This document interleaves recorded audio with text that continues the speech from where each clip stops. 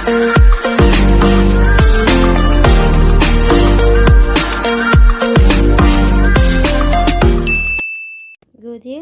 evening mga palalabs. Ayun, today is Friday. I'm so sad kasi ang aking TV ay nabasag at hindi na siya pwedeng magamit kasi nabasag, nahulugan siya ng ano ba yun? Drill. Kasi nag-ikot-ikot ako dito kanina sa bahay, nagpatulong ako na mag-ikot dito, magtanggal dito sa cabinet na ito na malaki. Nilipat ko kasi, tapos nilipat ko rin yung bed ko.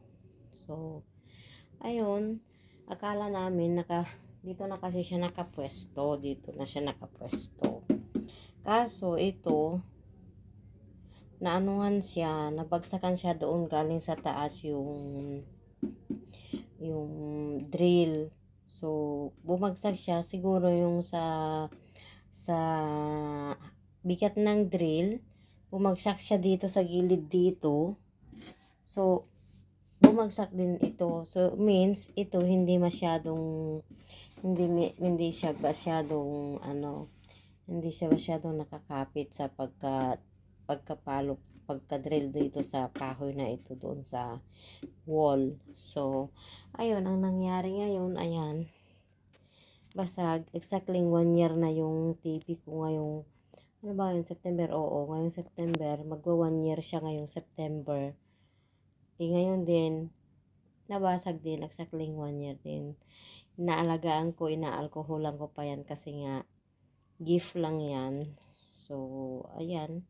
Ganyan lang nangyari. Hindi, wala namang may gusto na ganyan ang mangyari. So, what to say? Ganon talaga ang buhay. Pag hindi para sa'yo, hindi para sa'yo. So, ayan. Gumagana naman siya, kaya lang hindi na nakikita yung tao niya. Pag music, pwede lang siyang pang music. Kaya, okay lang. Pero, what is the use na gagamitin ko pa kung hindi naman na magagamit kasi talagang nabasag siya, oh. Nabasag siya. Nakakasad lang kasi ang gandang TV. Malakas ang sounds niya kahit na wala siyang speaker.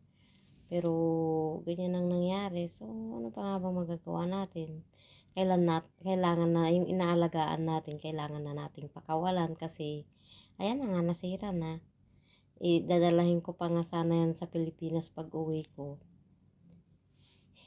para may magamit ako sa Pilipinas. Pero ayun, hindi na naiuwi kasi sira na nga siya. So, ganun talaga ang buhay.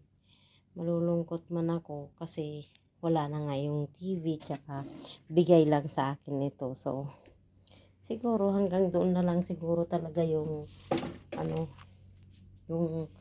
yung TV sa aking aking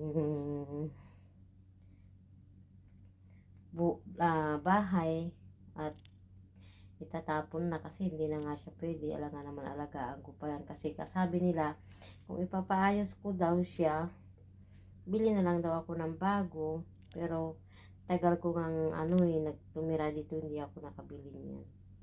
May nagbigay lang yan sa akin, kaya binigay lang ng mga amo, pinaglumahan.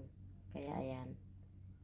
So, kahit papano, salamat pa rin sa nagbigay kasi nakasama ko rin siya ng 1 taon yung TV na yan. So, hanggang doon na lang siguro ang ating kasi nag-ikot-ikot. Ayan ang napala ng pag-iikot-ikot.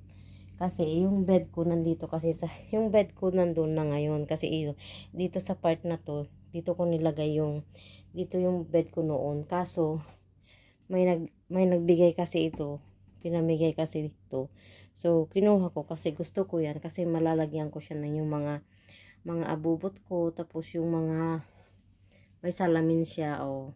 Tapos ito yung lalagyanan ko na na dati.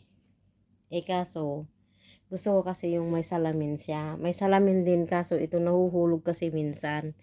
Kaya nung sinabi nila na ibibigay nila sa akin yun, sabi ko sige kukunin ko. So, sabi ko, ililipat ko yung pwesto ng cabinet ko. Eh, inilipat ko nga. Ayun naman ang nangyari sa TV ko. So, ganun talaga ang buhay. Yan. Pero ito naman, may TV sila atin na isa. Yan, pinahiram sa akin itong TV na ito.